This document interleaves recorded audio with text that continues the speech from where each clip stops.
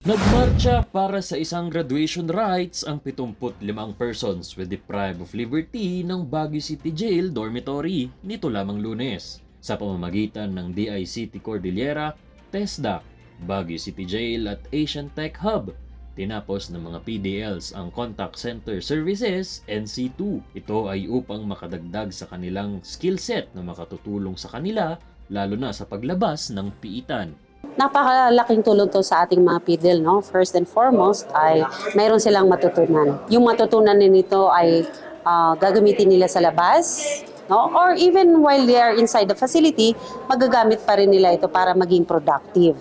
This is also part of the learning and development ng ating mga PDL. So every time they are studying, meron silang na-earn na time allowance na ibabawas sa kanilang pagstay sa ating loob ng ating pilitan. Para kay John, di tunay niyang pangalan, sa pamamagitan ng training na ito, nabigyan siya ng pag-asa sa buhay.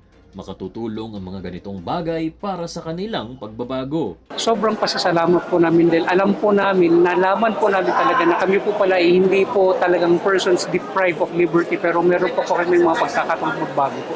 Binibigay po sa amin kung ano po yung nararapat lang po na para sa amin po dahil gusto po namin magbago talaga.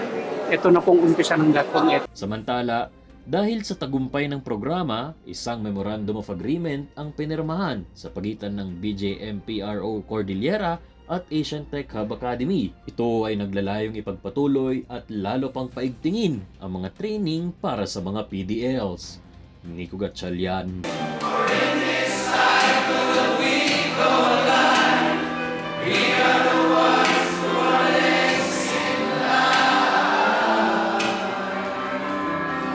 Para sa PIO Baguio Balita.